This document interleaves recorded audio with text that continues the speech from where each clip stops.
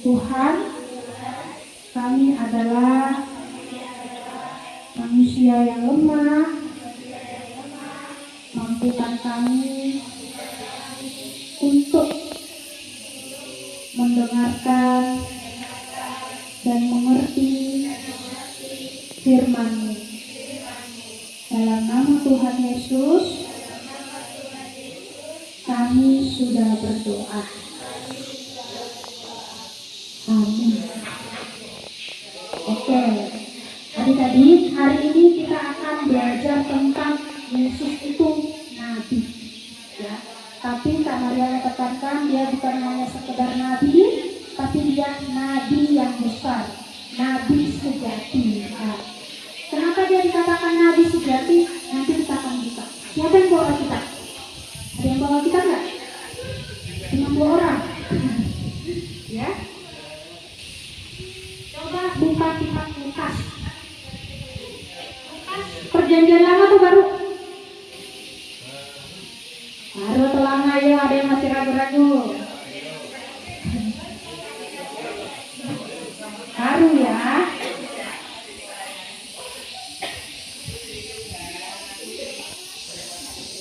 Coba buka Lukas 7 yang bawa Alkitab ya, yang nggak bawa nanti dengarkan Kak Maria bersuara.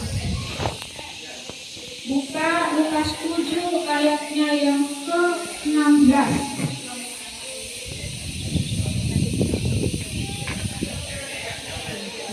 Oke, Kak Maria akan bacakan ya.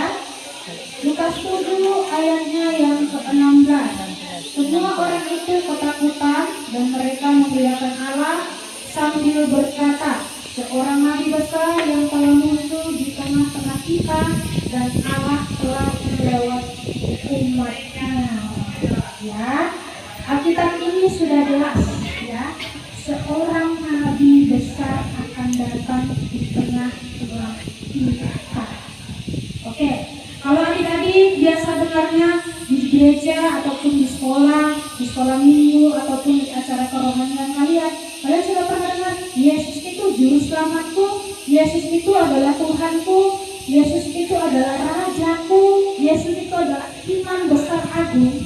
Tapi hari ini kita akan belajar tentang Yesus adalah nabi di atas segala nabi. Kenapa dia dikatakan nabi di atas segala nabi? Ingat ya, yang pertama, dia punya otoritas, dia punya kuasa, dia punya hak atas hidup umatnya. Ya, nabi-nabi di dalam PR, nabi-nabi di dalam TB pun atau rasul-rasul yang ada di dalam TB pun ataupun juga di PL itu adalah orang-orang berdosa yang Tuhan pakai. Contohnya nabi siapa? Ada Nabi Yunus, ada Nabi Hosea, siapa lagi yang kalian kenal nabi? Ada Nabi Elia, ada siapa lagi? Nabi Nuh, siapa lagi yang kalian kenal nabi di dalam Alkitab? Itu adalah beberapa orang nabi yang dalam Alkitab. Nah, mereka ini adalah orang yang Tuhan pakai, orang yang Tuhan berikan kuasa untuk menyampaikan firman. Ingat ya, nabi itu punya otoritas, nabi itu punya kuasa yang Tuhan berikan secara khusus untuk apa? Menyampaikan firman, menyampaikan kebenaran berdasarkan ini. Ya, adik-adik, Tuhan itu Tuhan yang pencipta, yang berkuasa atas segala dunia ini. Tuhan itu adalah Tuhan yang berhak atas hidup kita, karena dialah yang menciptakan kita segambar dan serupa Tuhan. Nah, sekarang kita lihat aja, yang menciptakan guru kalian siapa? Yang menciptakan guru kalian siapa? Tuhan kan? Yang menciptakan orang tua siapa? Tuhan kan? Yang menciptakan anak-anak sekalian siapa? Tuhan. Jadi yang berkuasa di hidup kalian adalah siapa? Tuhan. Tapi seringkali apa?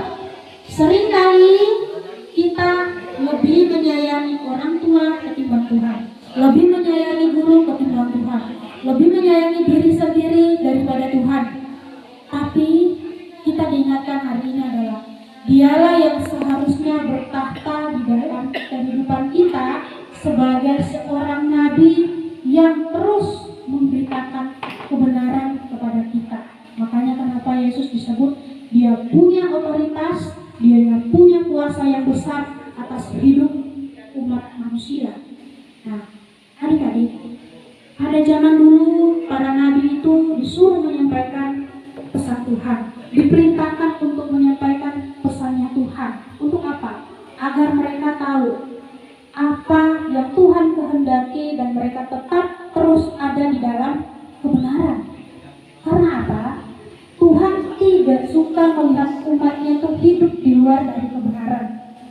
Adik-adik, berbicara tentang kebenaran itu luas. Berbicara tentang hal yang baik itu juga luas. Tapi kebenaran yang sejati itu berdasarkan ini. Kebenaran yang sejati itu selalu berdasarkan ini. Tidak pernah berdasarkan matematika, tidak pernah berdasarkan IPA, tidak pernah berdasarkan apa lagi? Bahasa, tidak. Berdasarkan ini. Manusia ya, diberikan akal budi, diberikan hati, diberikan mata, diberikan telinga untuk apa? Berbijaksana mempertimbangkan ini. Adik-adik, Yesus itu nabi sejati. Dia punya otoritas atas hidup kita. Bagaimana kita tahu dia punya otoritas atas hidup kita? Baca ini.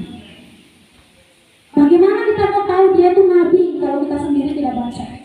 Bagaimana kita mau percaya kalau dia itu hidup kalau kita tidak baca ini? Bagaimana kita mau mengerti dia kalau kita tidak baca ini?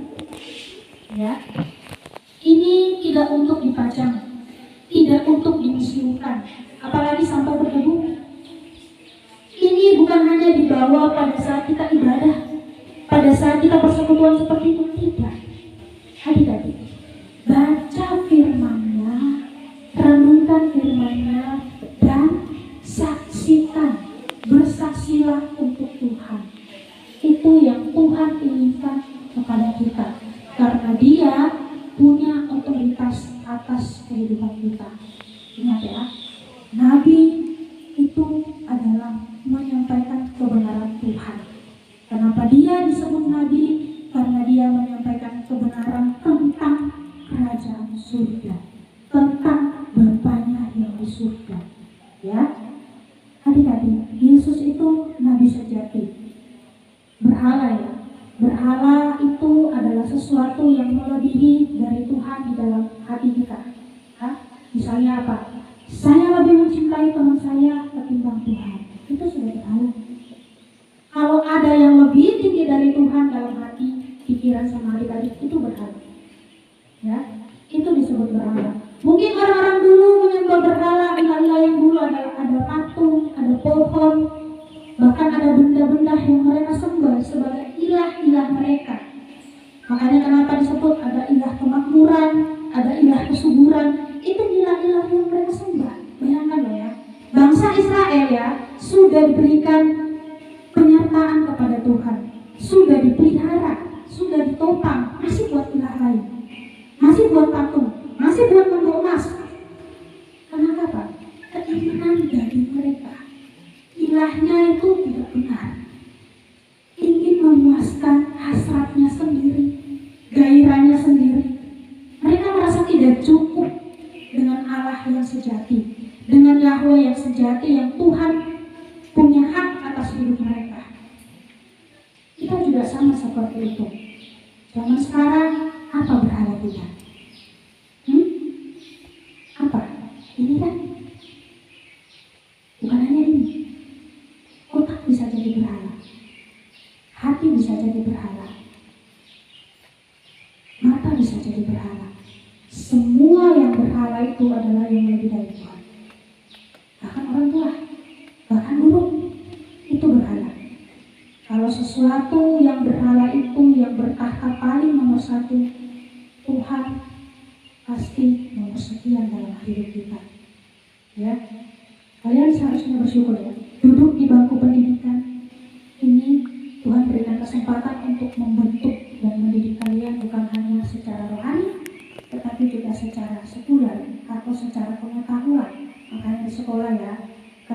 sekolah itu kalian ada belajar IPA, belajar matematika, belajar bahasa, belajar sejarah.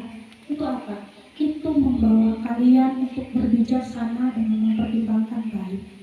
Tapi kalau itu semuanya tidak berdasarkan ini, sia-sia, percuma. Karena apa? Tuhan ingin kita mencintai ini dulu. Pengetahuan yang adik-adik pelajari di dalam hidup kalian, di bangku pendidikan kalian harus berdasarkan ini. Bagaimana cara mau berdasarkan ini? Baca. Waktu sekarang kita tidak punya waktu berjam-jam. Kesempatan ini kesempatan yang langka. Ketika kita melihat Yesus Nabi yang berkuasa, yang berotoritas, seharusnya yang berotoritas di dalam hati kita firman. Ya, bagaimana kita mengerti ini? Kita sendiri tidak beriman kalau ini tuh fondasi kita. Ada anak-anak yang bilang, Kak Maria, baca ini susah, sulit, kecil lagi tulisannya. Karena saya nggak mengerti Bu, kalau ini tebal sekali lagi Bu. Mendingan aku baca komik aja Bu daripada ini. Adik-adik, ini tuh wahyu khusus ya, wahyu khusus. Tidak semua orang punya, tidak semua orang agama punya. Ya, hanya orang-orang yang percaya kepada Kristus sebagai otoritas dalam hidupnya mereka punya. Hanya orang-orang yang mengasihi Tuhan pasti selalu rindu akan ini. Adik-adik, nabi sejati itu adalah nabi yang berkuasa atas hidup kalian. Orang-orang yang mencintai Tuhan pasti tidak akan bosan tempat ini. Ya, adik-adik, seharusnya kalian bersyukur ada di tempat ini. Ya, kalian bisa sekolah, bisa berpendidikan, bisa bergaul dengan satu sama lain. Coba bayangkan anak-anak yang sudah tidak punya orang tua, yang terlantar di jalanan, mereka pengen sekali sekolah, tapi tidak punya biaya yang cukup. Anak-anak di pedalaman sana yang pengen sekali punya ini, tapi belum dijangkau. Kalian seharusnya bersyukur punya ini, punya firman. Bahkan dalam bahasa Jawa ada kan